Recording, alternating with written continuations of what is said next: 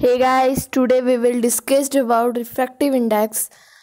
जैसे कि आपने 12th में पढ़ा होगा, 11th-12th में रिफ्रैक्टिव के बारे में, जो जिसको अपवर्तनांक भी बोलते हैं, अपवर्तन भी बोलते हैं जिसको, और जो है ये रिफ्रैक्टिव इंडेक्स है, इसको अपवर्तनांक बोलते थे।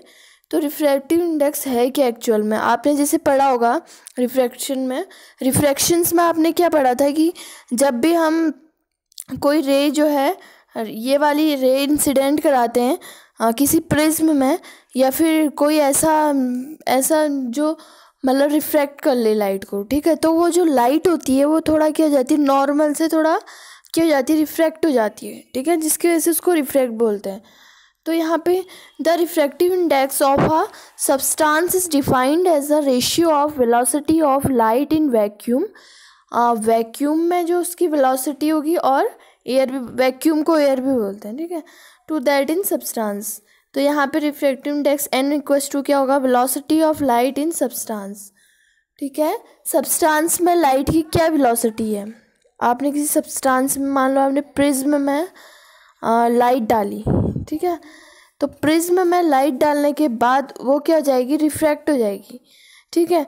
तो कहीं तो उस समय उसका अलग होगा, ठीक है, उस समय उसकी वेलोसिटी अलग होगी ना, उस समय उसकी वेलोसिटी कुछ और होगी, और जो एयर होता है उसमें वेलोसिटी कुछ और होगी। एयर में तो वेलोसिटी जो है वो इजीली जो है रेस पास हो जाती है। वेलोसिटी क्या है, एक गति है, ठीक है, काम करने की एक स्पीड है वेलोसिटी, और कुछ नहीं है। तो यहाँ पे रिफ्रैक्टिव इंडेक्स डाला, मतलब रिफ्रैक्टिव इंसिडेंट रे डाला, जहाँ पर से क्या हुआ, रिफ्रैक्टेड रे में चेंज हो गया, एंड वो नॉर्मल जो अभिलंब बोलते हैं जिसको, उससे थोड़ा झुक गई, थोड़ा अलग हट गई दूर।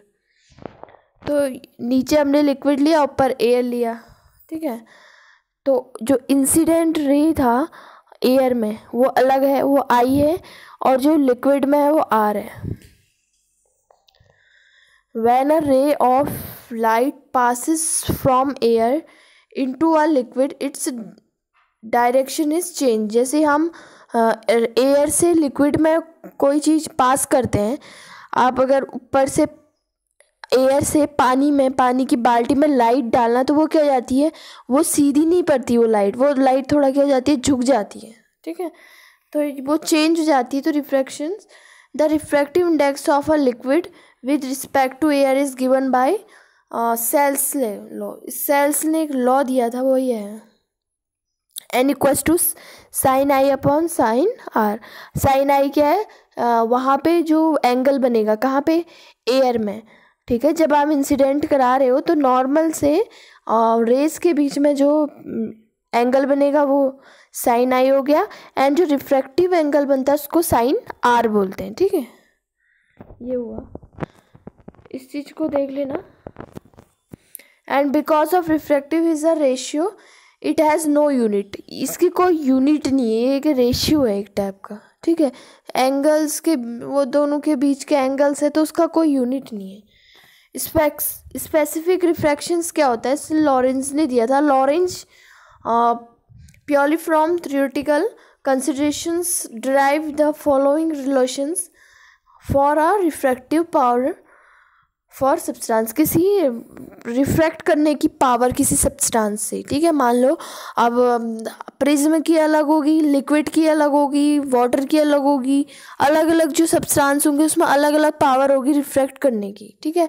आपने देखा प्रिज्म में बहुत ज़्यादा रिफ्रैक्शन होता है ना वाटर की, और जबकि लिक्विड में क्या होता है, लिक्विड में ज़्यादा होता है, ठीक है, लिक्विड में डेंसिटी ज़्यादा होती है, जिसकी वजह से रिफ्रैक्शंस क्या होता है, थोड़ा ज़्यादा होता है।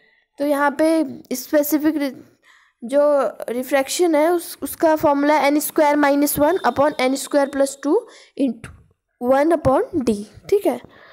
अब RS is the specific refractions. The value of RS was constant at all temperature, और ऑल टेम्परेचर पे कांस्टेंट रहेगी। जो RS की वैल्यू कम टेम्परेचर में भी वही रहेगी, ज़्यादा में भी वही रहेगी, नॉर्मल में भी वही रहेगी, यानी कि कांस्टेंट वैल्यू रहेगी।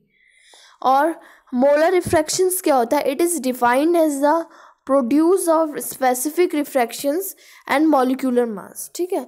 इट डेनोट बाय RM, और RM इक्वल्स टू होता है RS, यानी कि रिफ्रैक्टिव जो रिफ्रैक्टिव है, ठीक है, जो रिफ्रैक्शंस हो रहा है, स्पेसिफिक रिफ्रैक्शन हो रहा है इनटू मोलर, ठीक, कोई ना कोई मोल्स होंगे उसमें।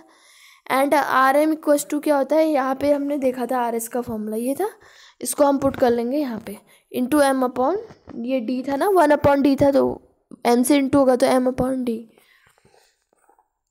द यूनिट ऑफ आर, यहाँ पे देखो ये आर एम की यूनिट क्या है, मोलर रिफ्रैक्शंस की यूनिट देख लो, इसकी है सेंटीमीटर क्यूब अपॉन मोल, ठीक है।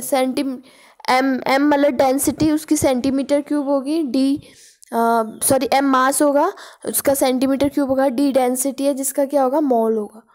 अब यहाँ पे डिटर्मिनेशन ऑफ रिफ्रैक्टिव इंडेक्स पढ़ेंगे नेक्स्ट में, ठीक है।